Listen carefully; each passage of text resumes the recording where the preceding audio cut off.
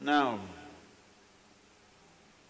the essence of all this is, first thing is to understand the nature of how existence is happening. Either you can look at this, or you can look at the atom, or you can look at the universe. If you want to look at the universe, it is complex, it is difficult because you don't have a gallery seat, you know. There is no…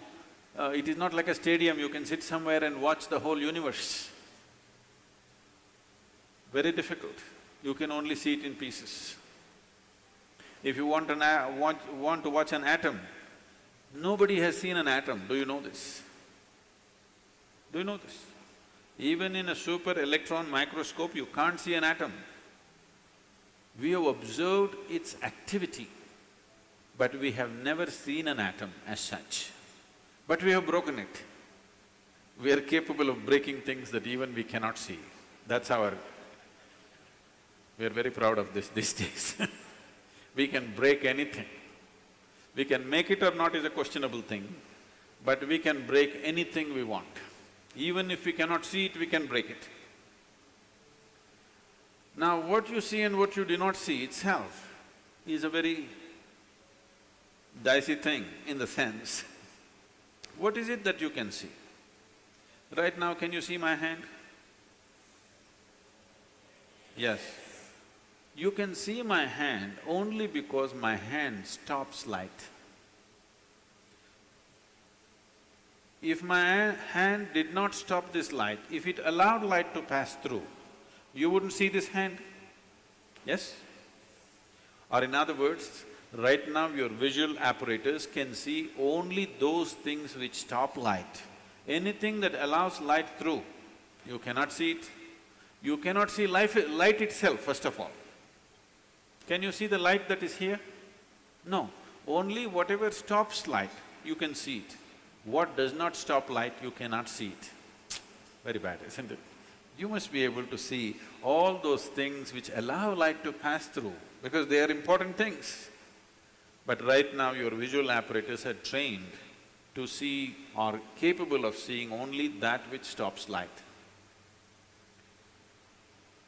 So the whole process of seeing life the way it is means, first of all, evolving an eye, a thoughtless eye, an eye which is free of thought. When I say free of thought, it is free from the taint of memory. Right now, these two eyes are heavily loaded with memory.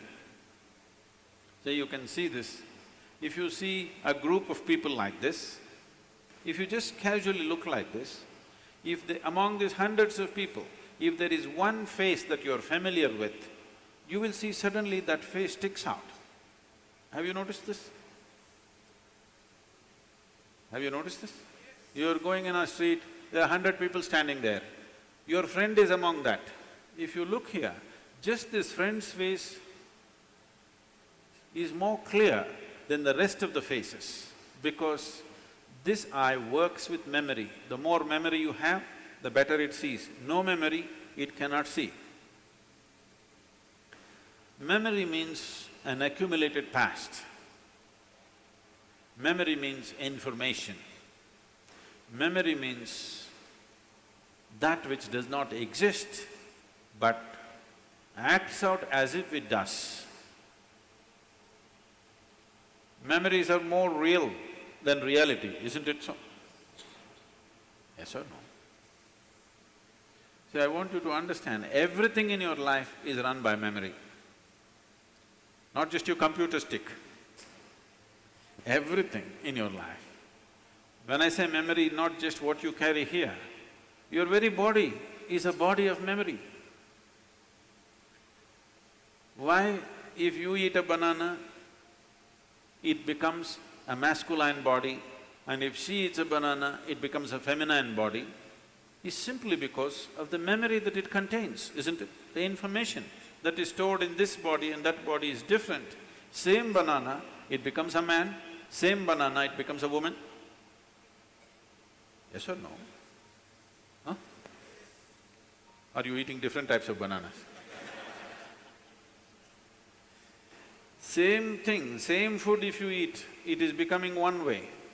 In one person it is becoming dark skin, in another person it's becoming fair skin. How? The memory that you carry.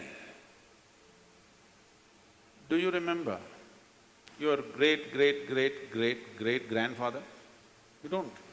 But his nose is sitting on your face. Your body remembers, isn't it? You may not have no idea who it was, but your body remembers even today.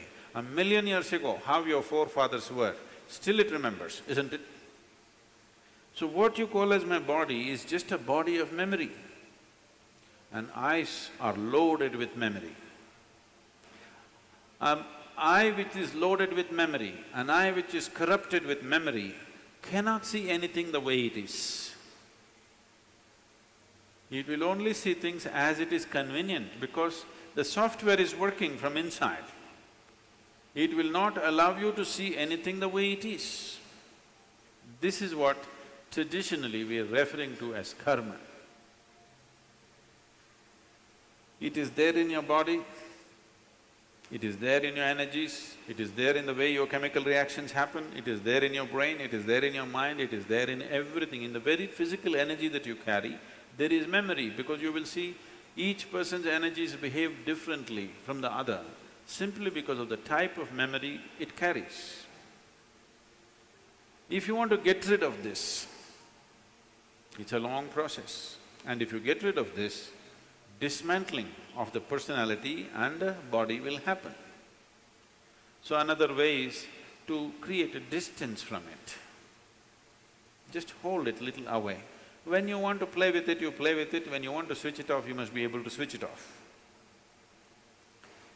So for this, an external view is needed.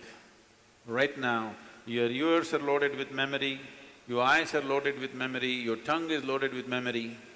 Why?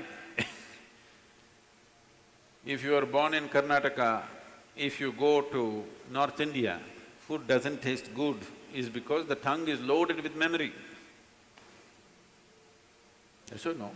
Have you suffered this or no?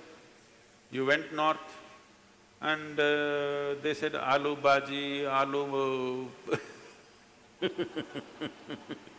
aloo matar, aloo palak, aloo parota, aloo, they said.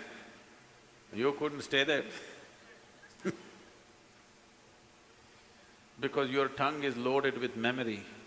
It wants the same things back, otherwise it will suffer. So what being loaded with memory means is a cocoon of the past is holding you. It will not allow you to even move into the present. A cocoon of the past holds you, and you allow it to do this because it feels safe. It creates a cocoon. There is safety, but in safety, there is also imprisonment. You're really safe if we lock you up in a safe, isn't it? But the problem is you can't get out. That's the whole problem. Walls that you build as self-protection, they also become the walls of self-imprisonment. That is the nature of life. If you lock yourself from inside or outside, it's the same thing. As long as you do not open the door, whether somebody locked you from outside or you locked yourself from inside, there is no difference. Anyway you're imprisoned, isn't it? At least somebody locked you from outside, you can at least complain and scream. You locked yourself from inside, you can only be depressed. You cannot even scream. At whom will you scream? So this process of what we are looking at is the memory imprints itself on all levels, right up to the elemental level. From the 5 elements which function here, from just after that, memory's work starts. So when we utter the word karma, it is not one simple formula, or it's not, people are saying theory of karma. We are not talking about any theory. We are referring to a certain reality. Karma means memory, action and memory. Past action exists only in the form of memory, isn't it so? Yes? Memory, not just what you carry here, every cell in the body carries its own memory. Why one atom behaves differently from another atom, though the same ingredients is, it has a memory. A hydrogen atom has one kind of memory, oxygen atom has another kind of memory. Unless you mix them up, they will continue to behave like that. It is in a small circle, you are in a little larger circle, the universe is in a much larger circle, but the same memory rules all of it. So when we said karma, we are not talking about some concept or philosophy, we are referring to a certain reality which is finding manifestation as who you are. The very shape of your body is because of memory. If a bird eats a mango, it becomes a bird. If a worm eats a mango, it becomes a worm. If you eat a mango, you become a human being. Same mango, how many things it's doing, depending upon what kind of memory it carries, isn't it? What you call as a seed, if you plant the same seed, if you plant a seed in the same soil, here you plant a mango tree, here you plant an apple tree in the same soil, this will only produce apples, this will only produce mangoes. I know there is a newspaper picture where a jackfruit is become bananas, that's different. Yes? You saw this? Are you all from Bangalore or Devanahalli?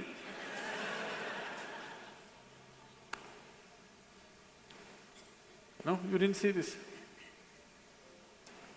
A bunch of bananas are coming out of a jackfruit for some reason. And that's a freak. And that's happened because of some mix-up. We don't know who did the mix-up. But essentially, if you… in the same soil, if you plant an apple seed and a mango seed, this will only produce apples, this will only produce mangoes, because seed is a certain amount of memory, isn't it? Whether it is a seed of a plant or your father's seed which entered your mother's womb, it is just memory and memory and memory, isn't it so? This is karma, and this goes right back, right up to the elemental level, everything is memory. Only the pure element is free from memory. So the idea, when we're starting off Bhutesha, because that's the most important thing, that he mastered the elements, that's why we bow down to him, because he mastered the elements, he has an eye which has no memory, a taintless eye which sees everything just the way it is. So yoga essentially means developing an eye which is not contaminated by memory, which simply sees. It does not see things the way your memory perverts it, it simply sees everything the way it is. This eye will see those things which do not stop light. Right now, these two eyes can only see what stops light. If you start seeing something that does not stop light, that means another dimension of the eye is beginning to function.